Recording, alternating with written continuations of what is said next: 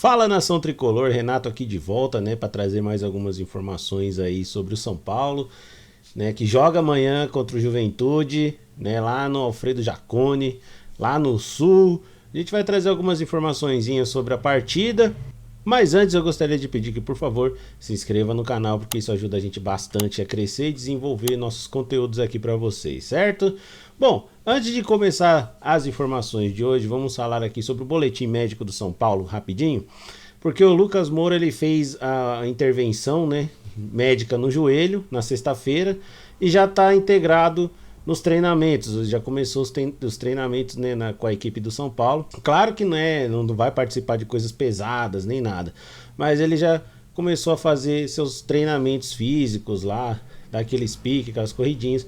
Esperamos aí que ele esteja de volta aí até as oitavas de final, né, da Libertadores, que é o que a diretoria entende que pode acontecer, a comissão técnica também, de que ele esteja apto a jogar nas oitavas de final da Libertadores. E falando sobre boletim médico, o atacante Luca da base do São Paulo sentiu dores na coxa e está fora do próximo jogo e não vai enfrentar o Juventude. Só uma pergunta para vocês aqui. No Bola VIP, ele fez uma enquetezinha hoje. Se o Gustavo Scarpa saísse do Atlético Mineiro, você aceitaria ele no São Paulo? Sim ou não? Olha, a situação lá no Atlético tá feia, tá horrível. O Rony já pediu rescisão contratual, Guilherme Arana e o Gustavo Scarpa enviaram um extrajudicial cobrando salários atrasados, né? Só que aí fica aquela questão, será que nesse meio de tantos fatos acontecendo com esses times aí, né? O Atlético Mineiro a gente sabe da dívida bilionária que eles têm, Corinthians também. Ambos estão com salários atrasados, que eles querem comprar Ferrari morando num barraco de madeira, um exemplo, né? Só que assim, será que... aí fica aquele negócio na cabeça, a diretoria anda fazendo certo? Né? Porque a gente vê que os caras não estão recebendo. O São Paulo também atrasa de vez em quando salário, direito de imagem e tal, mas nada muito grave assim, o São Paulo consegue contornar a situação com uma certa rapidez, né? Mas será que vale a pena? Que a gente fica pensando assim, poxa, os caras vão lá e compram todo mundo, pega todo mundo, salários altíssimos, montam um elenco bom e tal, mas a conta chega, né?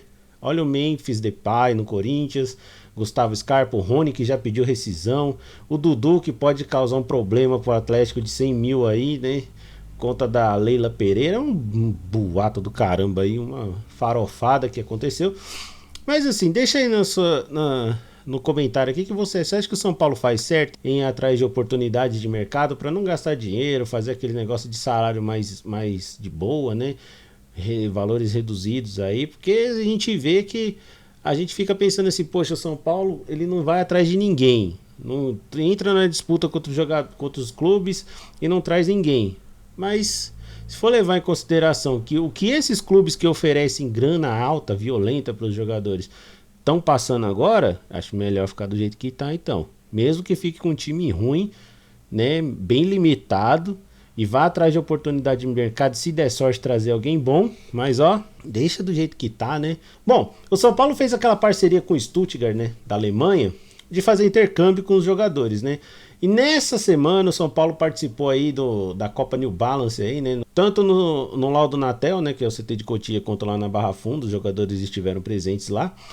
E o São Paulo fez esse amistoso aí com o Stuttgart e tal, e ambas as partes se interessaram por alguns jogadores. O Stuttgart não revelou quais são os jogadores que eles se interessaram. E lembrando que o Stuttgart já levou 2 jogadores do São Paulo para fazer esse intercâmbio, certo? O São Paulo também se interessou por um grego que está lá desde 2022 na equipe do Stuttgart, ele que veio do Panathinaikos, né? Ele se trata do Matthias Tsitsigikas, né? Ele é um jovem da base lá, o diretor adjunto da base, né? Disse que o São Paulo se interessou bastante no jogador por ele lembrar bastante as características do Hulk, porém um jogador é aquele mais fixo, né? Mas é um jogador de arranque, de sair empurrando todo mundo, brigador. O São Paulo se interessou, vai estudar se consegue a permanência do atleta para fazer esse intercâmbio, né? E analisa as possibilidades. Essa parceria aí pode dar alguns lucros, né? Alguns frutos, e o que o São Paulo espera é poder aproveitar o máximo que o Stuttgart tem a oferecer né, sobre futebol para a categoria de base. Vamos ficar de olho aí. Não sei, não vi o jogador jogando aí, não sei como é que ele atua, mas o São Paulo tem interesse na contratação desse atleta aí da base do Stuttgart, beleza? E falando sobre base, o GE postou uma notícia hoje que a gente fica meio assim, mas eu acho que é normal, né? O São Paulo não detém 100% do direito de nenhum atleta da base. Ninguém. Sabe o que é ninguém? Ninguém. O São Paulo não pode e não tem os direitos de 100% de nenhum atleta que joga nas suas categorias de base. Por dois motivos. O primeiro motivo seria a aquisição de jogadores ainda na base, mantendo o percentual dos direitos para o clube anterior. Ou seja, como exemplo, eu vou dar o caso aqui do jogador que está aí, né, tentando seu lugar ao sol, que é o Lucas Ferreira. O Lucas Ferreira foi contratado junto ao Boa Vista, do Rio de Janeiro, né? E o Boa Vista ficou com 40% dos direitos econômicos do atleta. O São Paulo já tentou negociar esses 40% com o Boa Vista, né, para ter total direito do Lucas Ferreira. Porém, o Boa Vista não abriu mão do seu percentual sobre o atleta para uma venda futura acabar lucrando, né?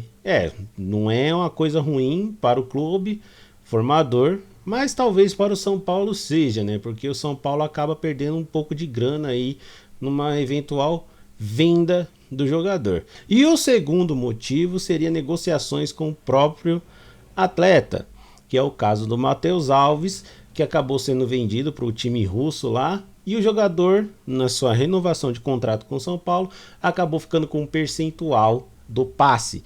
Ou seja, nunca e nenhum atleta do São Paulo deixou o São Paulo com 100% dos direitos econômicos. Não sei se seria algo muito comum ou incomum de acontecer nos clubes brasileiros, mas o fato é de que o São Paulo não detém esses direitos de ninguém e nas vendas ele pode acabar perdendo uma boa parte da grana. Mas, claro, os clubes menores que forneceram acabam ganhando uma grana, que isso é legal, porque ajuda os times a se manterem, né? Tipo Boa Vista, o Guarani, um Mirassol da vida.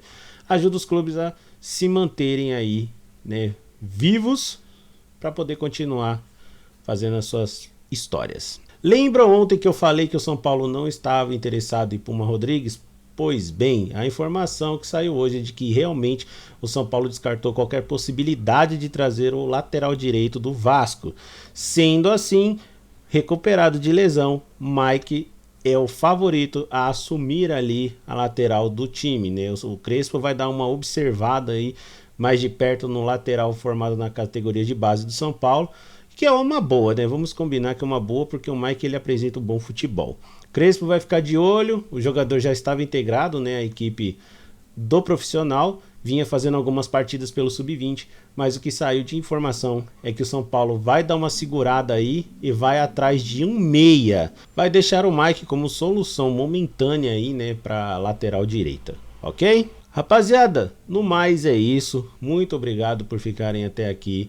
Um forte abraço aí para todos vocês. Não se esqueça, deixa o like, se inscreve no canal aí, porque isso ajuda bastante a gente. Muito obrigado a todos, um forte abraço e vamos São Paulo!